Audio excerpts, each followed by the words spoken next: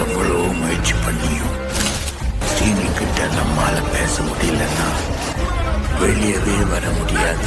வேறு ஒரு ஆபத்தான உலகத்துல அந்த ஆத்மா மாட்டிக்கிட்டு இருக்கணும்.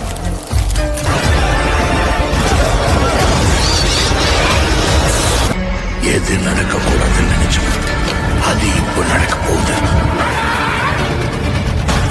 அந்த செயின் டீமாண்டி விட்டு வெளியே வந்துடுச்சு.